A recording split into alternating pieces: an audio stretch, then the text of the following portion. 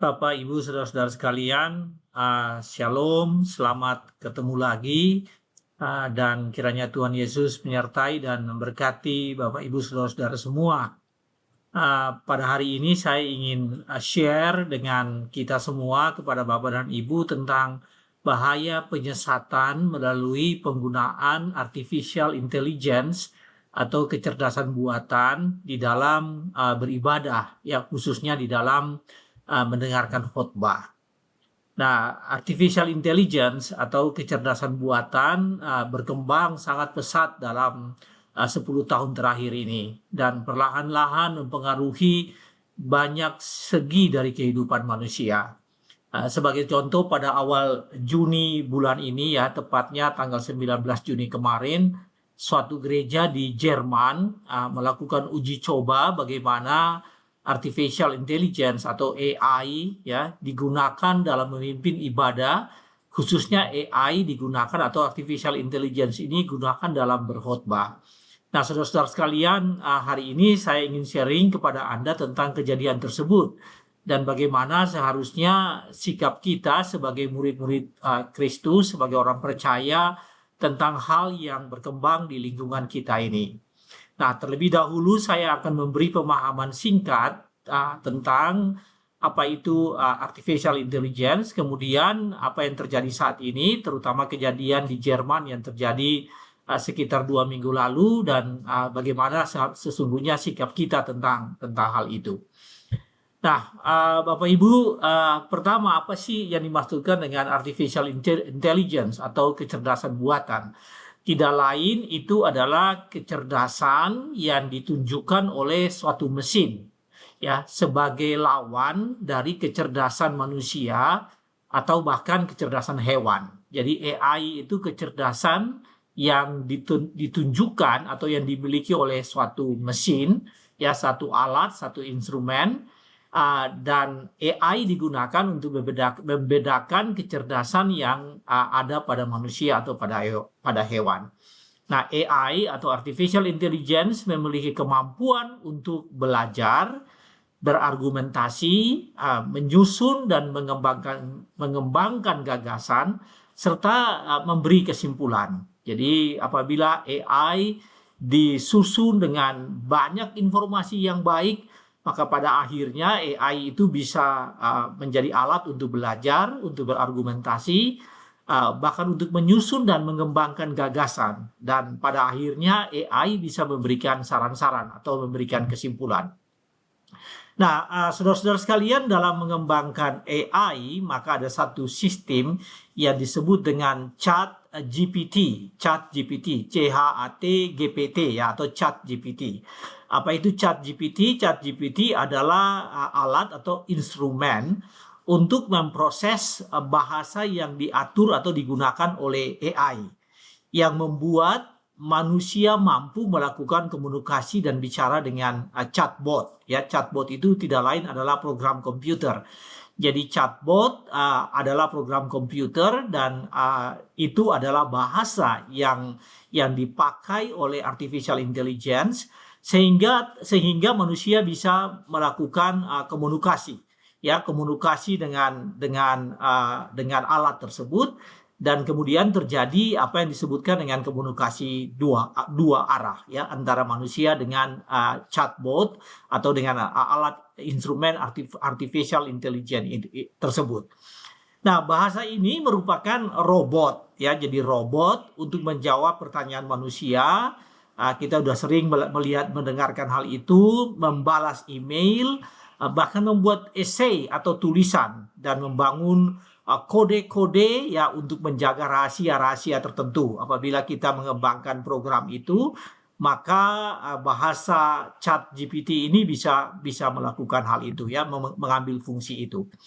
Nah, terkait dengan itu, saudara-saudara sekalian, berkembanglah apa yang disebut dengan avatar. Ya, avatar saya akan menjelaskan kepada Anda apa itu avatar, karena penggunaan avatar itu begitu berkembang terkait dengan artificial intelligence, maka melalui bahasa ChatGPT maka muncullah apa yang disebut dengan avatar. Nah, avatar berasal dari kata Sanskerta atau bahasa Sanskerta yang berarti keturunan atau anak cucu, ya. Itu adalah avatar. Nah, pertama kali itu digunakan dalam bahasa Inggris pada sekitar abad 18 yang merujuk kepada keturunan dewa bumi. Jadi apakah itu avatar? Avatar adalah yang digunakan pada awalnya itu adalah bahasa atau kalimat atau kata atau frasa yang berarti keturunan dari dewa bumi. Kemudian avatar ini mengalami perkembangan dan kemudian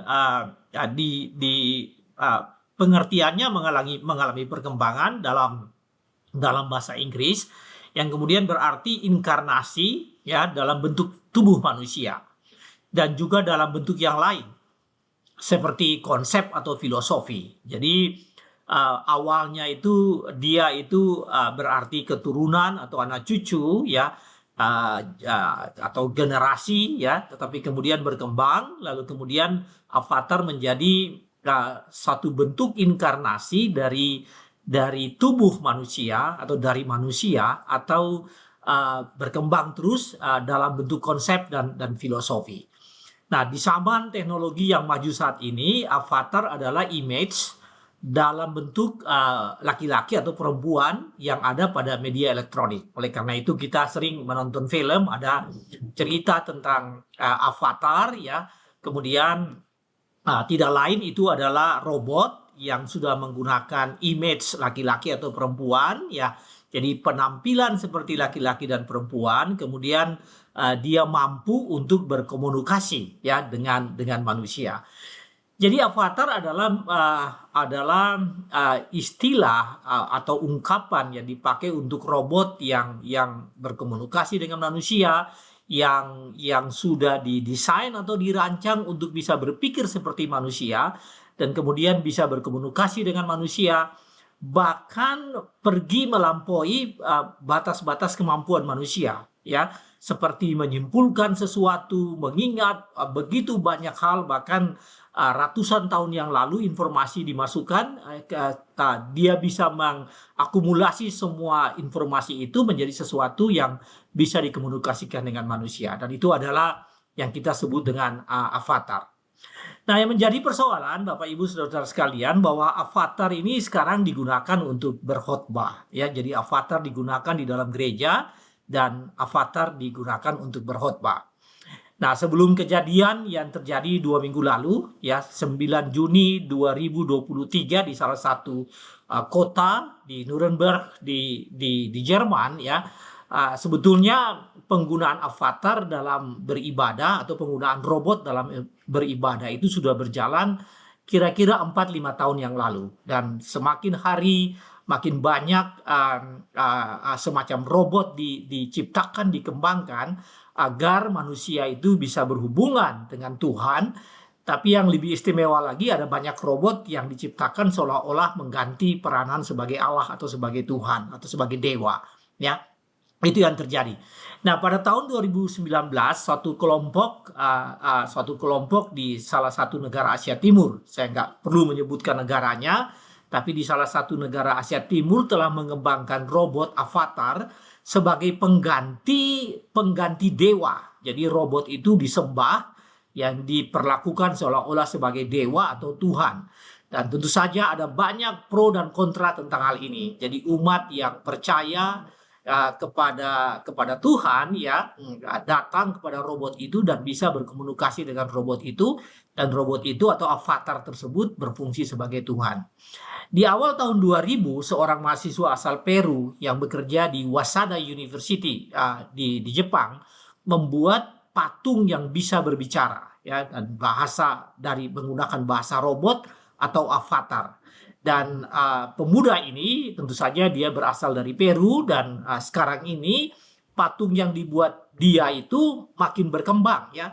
Ketika wawancara dengan banyak media, pemuda ini mengatakan bahwa patung itu semacam my son atau my baby yang makin berkembang, tetapi ternyata patung itu diletakkan dan dijadikan semacam rabi atau guru yang setiap saat bisa meminta konsultasi, ya, diminta konsultasi, keluhan, apa yang dirasakan, bertanya dari patung tersebut, dan kemudian bukan patung, ya, jadi yang tadi saya sebutkan avatar tersebut, dan kemudian avatar itu bisa memberi jawaban.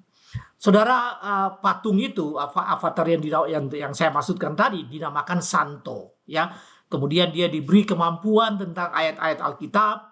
Kemudian banyak orang saat ini, terutama di Amerika Latin, ya, di negara yang tadi saya sebutkan, berkonsultasi dengan robot atau patung tersebut. Pernah seorang wartawan bertanya dari patung itu, ya, dari Santo, ya, saya sebutkan namanya Santo. Seorang wartawan bertanya, apakah ada sorga? Kemudian Santo nggak bisa menjawab ya atau tidak. Jawaban yang diharapkan ya atau tidak. Sehingga ketika ditanya apakah ada sorga, Santo tidak bisa menjawab ya atau tidak, namun jawabannya yaitu mengutip ayat-ayat Alkitab tentang sorga. Nah, saudara, banyak pro dan kontra apakah hal ini bertentangan dengan iman Kristiani atau tidak. Banyak pendeta atau pastor yang mengatakan bahwa Santo bukan manusia, tidak punya hati nurani, dan juga tidak ada roh. Sebab itu tidak bisa digunakan sebagai guru atau rabi dalam memberi nasihat, mengajar, dan bahkan dalam berkhotbah.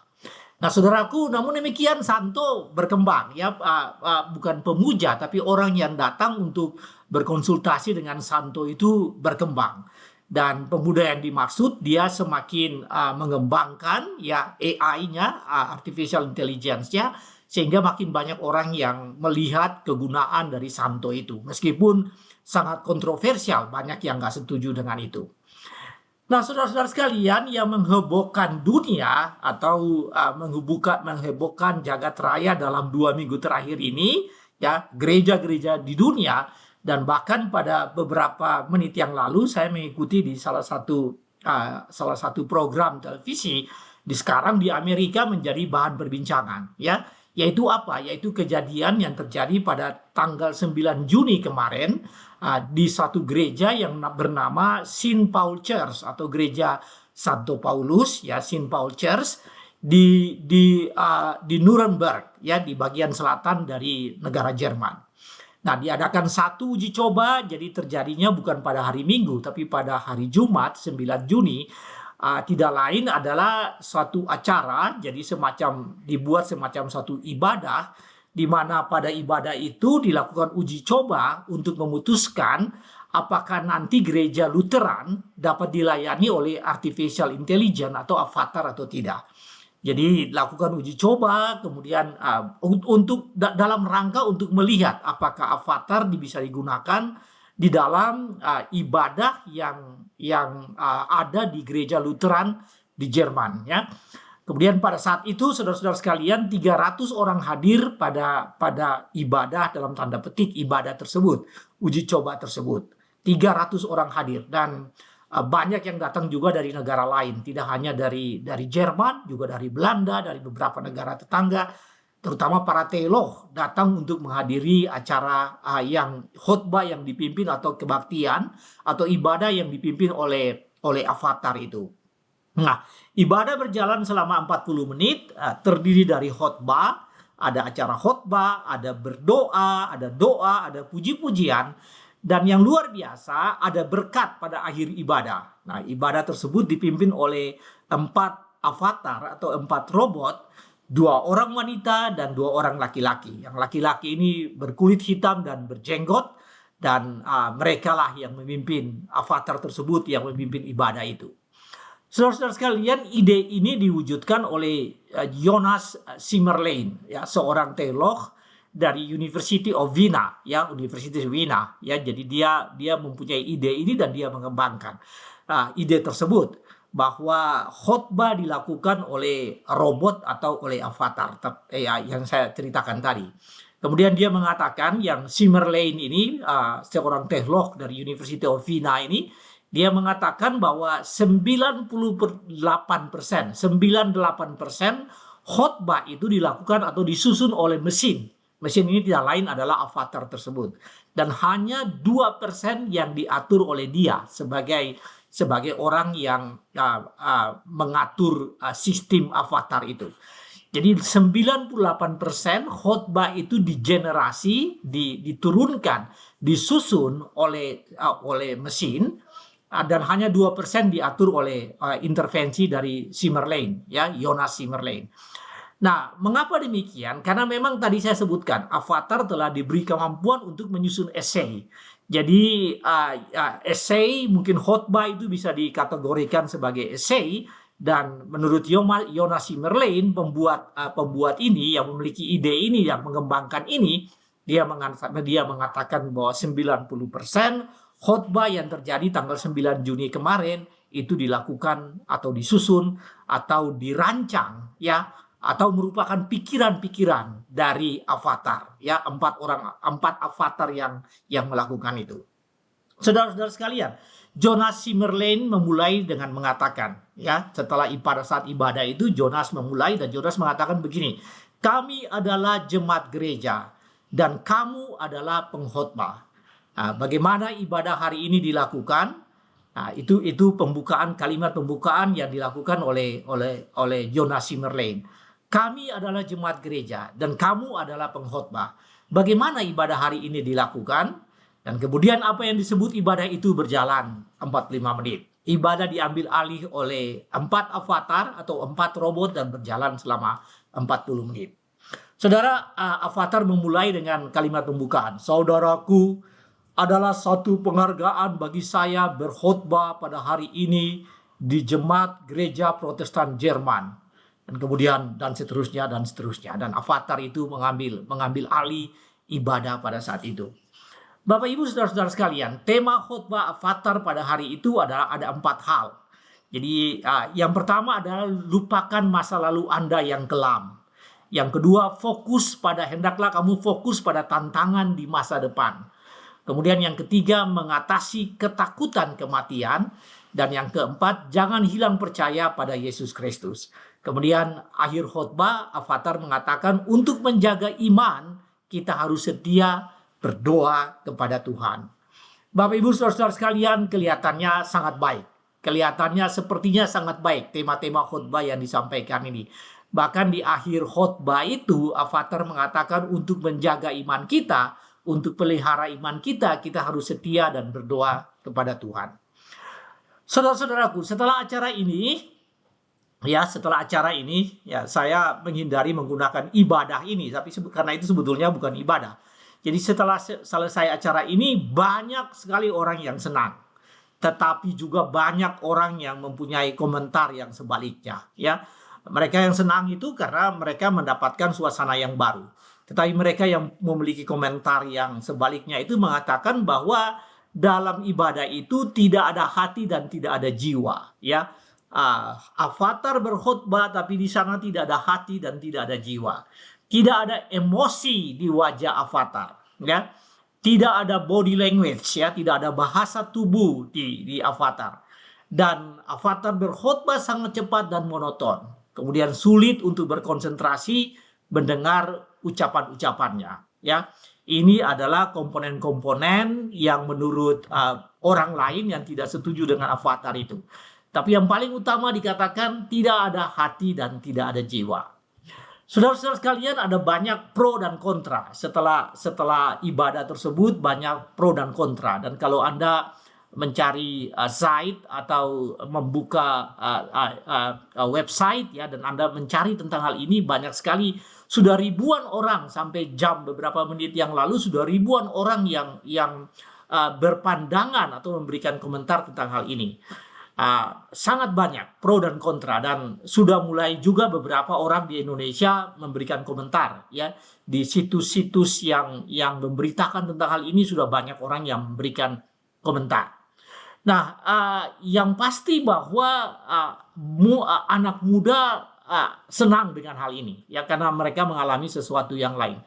Namun ada hal yang lebih penting yang dilakukan oleh pendeta, ya. Jadi pro dan kontra ini banyak yang mengatakan ada banyak hal yang lain yang dilakukan oleh pendeta yang tidak bisa dilakukan oleh avatar. Dan banyak orang berkomentar bahwa menengok, mengunjungi jemaat, berdoa dengan jemaat, kemudian menghadiri acara pemakaman, lalu kemudian memberikan nasihat secara pribadi adalah hal-hal yang memang tidak bisa digantikan, dan karena itu avatar tidak bisa menggantikan peran pendeta. Nah, sudah seperti saya sebutkan tadi, ribuan orang di sosial media memberikan komentar tentang hal ini. Tapi yang paling utama itu di Eropa dan Amerika Serikat, di mana memang penggunaan robot, penggunaan artificial intelligence itu sangat berkembang. Bapak Ibu saudara-saudara sekalian, kita di Indonesia harus punya sikap, dan izinkan saya mengajukan sikap saya yang dalam tanda petik agak tradisional tentang hal ini. Dengan kata lain, saya termasuk orang yang tidak setuju dengan penggunaan avatar di dalam ibadah, di mana avatar menggantikan peran pendeta, ya, peran hamba Tuhan, peran orang yang dinobatkan, ya, dinobatkan, ya, yang diangkat oleh Tuhan, ya, diangkat oleh jemaat sebagai pendeta, di mana avatar atau robot menggantikan peran mimbar, ya. Jadi saya termasuk yang tidak setuju apabila itu terjadi, ya. Dan mungkin tidak saya saja, banyak orang, tentu saja bukan saya saja, banyak orang yang tadi saya sebutkan pro dan kontra tentang penggunaan avatar.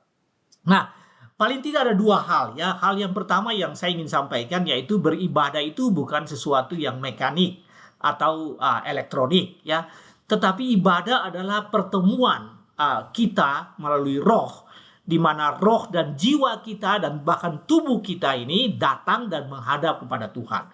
Jadi di sana ada unsur spiritual yang sangat besar yang menentukan emosi kita, menentukan keberadaan hidup kita, dan kita datang pada Tuhan dalam ibadah, dan itu tidak bisa digantikan. Jadi peranan pemberitaan firman, ya, firman Allah itu tidak bisa digantikan pemberitaannya dari ordained pastor, dari pendeta-pendeta yang ditakbiskan dan dinobatkan dan digantikan dengan robot atau avatar. Itu tidak mungkin terjadi. Jadi itulah yang sangat penting. Bapak Ibu dan saudara sekalian, saya ingin merujuk pada bagian firman Tuhan yang diambil dari Markus 1 ayat 21 dan 22, ya. Ini cerita bagaimana mengenai Tuhan Yesus berkhotbah dan bagaimana khotbah Tuhan Yesus itu dibandingkan dengan orang-orang Farisi pada saat itu. Saya ingin membacakan ayat itu bagi kita semua. Mereka tiba di Kapernaum, murid-murid dan Yesus tiba di Kapernaum. Setelah hari Sabat mulai, Yesus segera masuk ke dalam rumah ibadat dan mengajar. Yesus masuk ke dalam rumah ibadat di Kapernaum dan mengajar. Mereka takjub mendengar pengajarannya. Jadi orang banyak di Kapernaum itu takjub mendengarkan pengajarannya. Saudara tahu apa alasannya? Alasannya, Markus mencatat, sebab ia mengajar mereka sebagai orang yang berkuasa, ya, orang yang berkuasa, orang yang mempunyai otoritas, yang dipimpin oleh roh, yang dikuasai, roh Tuhan yang menguasai, tidak seperti ahli-ahli Taurat. Jadi itulah bedanya, Bapak Ibu saudara-saudaraku, bedanya firman Tuhan yang dikhotbahkan dari mimbar itu tidak sekedar ucapan kata-kata dari mimbar, tapi yang penting bahwa firman Tuhan itu, penyampaian firman Tuhan itu adalah kata-kata dan yang keluar dari Allah sendiri melalui manusia, ya. Jadi itu yang sangat penting, dipimpin oleh roh, dan firman Tuhan yang disampaikan itu adalah suara hati Allah yang disampaikan melalui pengkhotbah di mimbar. Dan pengkhotbah itu atau pendeta itu tentu saja dia sudah menggumuli firman Tuhan itu dalam kehidupannya, dan kemudian dia menyampaikannya kepada jemaat. Jadi bukan sekedar teknis, bukan sekedar mekanis, bukan sekedar sesuatu yang elektronik, tetapi firman Tuhan yang disampaikan dengan kuasa roh. Saudara, John Stott, seorang penginjil besar yang berasal dari UK, dari Inggris, ya, dia mengatakan begini, bahwa preaching is a high and holy ministry. high and holy ministry, suatu pelayanan yang tinggi dan suci, and a great privilege kepada setiap orang yang diberi kesempatan untuk berkhotbah. Jadi preaching atau berkhotbah itu nggak main-main. Berkhotbah itu sesuatu yang pelayanan yang paling utama. Itu menurut John Stott. Mengapa? Karena berkhotbah adalah menerangkan suara hati Tuhan kepada umat manusia. Jadi apa yang disampaikan adalah pesan utama dari Tuhan, pesan yang dari Tuhan. Dan karena itu, yang menyampaikan pesan itu harus memahami itu, mengerti itu. Rohnya itu tumbuh dalam dirinya, rohnya itu berkembang. Roh Kudus berkembang dalam dirinya untuk memimpin dia dalam menyampaikan firman Tuhan. Jadi nggak bisa disamakan dengan robot. Saudaraku, berkhotbah itu dipimpin oleh roh. Pengkhotbah berkomunikasi dengan Allah dalam persiapannya, menggumuli isi khotbahnya sebelum dia berkhotbah. Jadi berdasarkan atas itu, Bapak Ibu Saudara-saudara sekalian, penggunaan avatar atau robot di dalam memimpin ibadah, terutama dalam berkhotbah, tidak bisa diterima.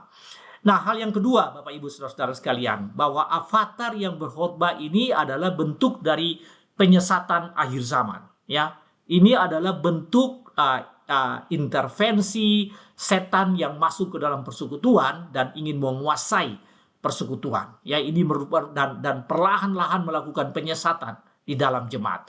Jadi kelihatan menggunakan firman Tuhan, Alkitab, kelihatan seperti itu, tapi sesungguhnya ini adalah penyesatan. Nah, di dalam surat Paulus kepada jemaat di Tesalonika, ya, 2 Tesalonika pasal 2 ayat 4, dikatakan begini, ia duduk di bait Allah dan mau menyatakan diri sebagai Allah. Jadi dalam perikop itu, ya, 2 Tesalonika pasal 2 ini, Rasul Paulus ingin menjelaskan tentang bagaimana semacam warning, semacam peringatan kepada jemaat di Tesalonika bahwa ada bentuk-bentuk penyesatan di mana guru-guru yang palsu yang tentu saja diatur dan dikuasai oleh setan-setan, ya, oleh si pendusta itu, oleh iblis yang masuk ke dalam gereja dan berusaha mempengaruhi keadaan di gereja, termasuk dalam ibadah. Sehingga di dalam 2 Tesalonika pasal 2 ini, Paulus memperingatkan itu kepada jemaat di Tesalonika. Bahkan di ayat 4, 2 Tesalonika 2 ayat 4 dikatakan bahwa penyesat itu duduk di bait Allah dan mau menyatakan diri sebagai Allah. Saudara, ini bentuk penyamaran, dan Paulus menjelaskan bahwa ini bentuk penyamaran setan, dan bagaimana setan melakukan penyesatan itu, yaitu masuk ke dalam bait Allah dan menyatakan diri sebagai Allah di dalam bait Allah tadi. Bapak Ibu, perlahan-lahan kita melihat bahwa apa yang terjadi di Jerman ini, yaitu avatar berkhotbah ini perlahan-lahan sudah mulai masuk ke sana. Bahwa fungsi otoritas firman Allah dan Roh Kudus yang bekerja itu ditiadakan dan diganti dengan robot yang seolah-olah bisa menyampaikan segala sesuatu. Saudara-saudara sekalian, apa pelajaran bagi kita? Apa yang harus dilakukan? Saya sangat berharap bahwa gereja-gereja di Indonesia mengambil sikap yang tegas tentang hal ini. Jadi sebagai tindakan precautionary, ya, tindakan pencegahan, maka gereja-gereja harus mengambil sikap yang tegas tentang hal ini. Mungkin semacam PGI atau sinode-sinode, ya, harus mengambil sikap yang tegas. Bagaimana penggunaan robot atau bentuk-bentuk teknologi komunikasi yang begitu maju saat ini di dalam beribadah, ya. Jangan sampai peranan ibadah itu diambil alih semuanya, atau diambil alih hal-hal yang utama diambil alih oleh elektronik dan mekanik tadi, ya. Itu tidak boleh terjadi. Nah, namun gereja harus mengambil sikap dari sekarang, karena di beberapa negara lain gereja sudah mulai bersikap. Ya, saya tadi pagi mendengar berita bahwa di beberapa universitas di Amerika, persekutuan-persekutuan mahasiswa sudah mulai mengambil sikap. Dan memang ini harus datang dari kampus. Jadi pertama gereja, yang kedua kampus, ya. Persekutuan-persekutuan mahasiswa pun sudah mulai mengambil sikap bagaimana menyiapkan diri untuk mengantisipasi hal ini. Karena biasanya AI berkembang di kampus, ya, teknologi berkembang di kampus. Tetapi pada saat ini, saudara-saudara sekalian, iman Kristiani pun bertumbuh dan berkembang di kalangan anak-anak muda ya, di gereja-gereja ya, di kampus-kampus yang ada di berbagai kota-kota besar di dunia ini. Oleh karena itu sikap ini harus dengan segera diambil oleh kita. Tetapi Bapak Ibu Saudara-saudara sekalian, sambil menunggu sikap yang benar dari pemimpin gereja atau sinode atau gereja-gereja di regional tertentu, di daerah-daerah tertentu, saya berpikir bahwa gereja lokal sudah harus memulai mengambil sikap ya. Gereja lokal sudah mulai mengambil sikap. Dan ini gembala sidang atau pendeta bisa mengambil sikap itu, yaitu mencari informasi dan berikan penjelasan dalam rangka tindakan preventif agar hal ini tidak berkembang ya, agar hal ini tidak berkembang. Bagaimana penggunaan AI, artificial intelligence, secara benar di dalam ibadah. Bapak Ibu, sebagai langkah-langkah praktis. Jadi itulah harapan dan keinginan besar kita sebagai orang-orang percaya agar memang kita punya sikap yang benar ya, seperti yang sekarang terjadi di banyak negara lain. Tetapi bagi kita ya, ada beberapa langkah praktis. Kita mulai dengan memperingatkan jemaat agar hormati otoritas Allah dalam beribadah ya. Mulai memperingatkan jemaat, jadi kepada para gembala sidang, para pendeta, para pengajar, para pemimpin gereja, kita mulai memperingatkan jemaat ya, agar kita semua menghormati otoritas firman Allah dalam beribadah. Itu penting untuk kita perhatikan ini. Selama ini kita perhatikan ibadah-ibadah di Indonesia ini, jemaat sudah kurang atau makin menurun menghormati otoritas Allah dalam Alkitab. Di gereja saya misalnya, sebelum ibadah itu kita pendeta dan para pelayan itu membawa Alkitab masuk ke depan altar dan membawa Alkitab ke mimbar, menunjukkan bagaimana kita menghormati Alkitab itu ya, firman Tuhan menjadi otoritas dan kita menghormati. Tetapi apa yang terjadi Bapak Ibu sekalian, karena perkembangan teknologi, selagi kita beribadah banyak sekali di antara kita cenderung membuka HP kita membuka HP, bahkan dalam beribadah pun ya, pendeta lagi berkhotbah atau puji-pujian lagi disampaikan, kita membuka HP kita. HP ini adalah bagian dari teknologi yang berkembang, yang maju saat ini. Pendeta di mimbar sementara berkhotbah, kita pun membuka Alkitab kita. Saudara, ada yang punya alasan bahwa kita membuka Alkitab itu dalam melihat perikop firman Tuhan yang tercatat di gadget kita atau di HP kita. Tapi saya ingin sampaikan bahwa banyak di antara kita yang tergoda tidak hanya membuka HP kita dalam rangka membaca Alkitab, tetapi juga kita mencoba mencari-cari membuka bagian-bagian lain dari HP kita ya, buka WhatsApp kita, buka Facebook kita, buka macam-macam ya. Dan itu terjadi di banyak gereja. Jemaat semakin tidak memperhatikan dan menghormati otoritas firman Tuhan. Dan pada hari ini saya ingin sampaikan Bapak Ibu, itu adalah window, adalah jendela bagaimana AI, artificial intelligence, mulai masuk perlahan-lahan dan merasuki kita dan menggantikan otoritas Alkitab, otoritas firman Tuhan dalam beribadah. Bapak Ibu saudara-saudara sekalian, saya ingin menghimbau kepada para pendeta dan banyak sekali dan kepada para pelayan, orang dewasa, para pelayan di gereja kita, untuk memperingatkan anak-anak muda kita. Ya, anak muda, pemuda ini kan sudah jarang ya, anak-anak, remaja atau taruna itu mereka jarang sekali membawa Alkitab. Bahkan orang dewasa juga jarang membawa Alkitab. Jarang membawa Alkitab, saudara, ke gereja. Kita sudah mengabaikan Alkitab. Kita tinggalkan Alkitab, lalu kita hanya bergantung pada gadget kita dan HP kita, yang sesungguhnya banyak sekali godaan bagi kita.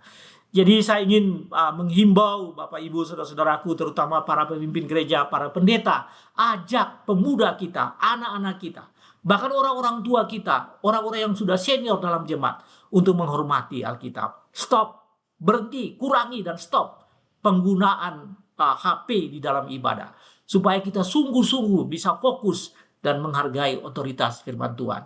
Ajak anggota jemaat yang ahli, kepada Bapak Ibu yang berada di kota ya. Ajak anggota jemaat yang ahli dalam komunikasi, dalam IT, untuk berdiskusi tentang ibadah yang atraktif tetapi tidak bertentangan dengan firman Tuhan. Jadi bisa saja menggunakan teknologi maju ini dalam beribadah, tapi bukan mengganti peran pendeta di atas mimbar untuk berkhotbah.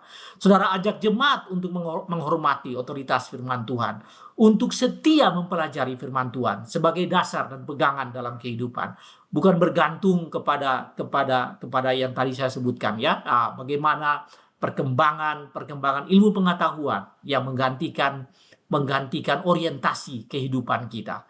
Bergantung pada ilmu pengetahuan dan bergantung pada teknologi maju dan melupakan Allah, melupakan firman Tuhan. Kepada saudara-saudara saya, para pemimpin, para pendeta, pelayan firman Tuhan yang ada di desa-desa, yang ada di tempat-tempat terpencil, yang sulit mendapatkan jaringan internet.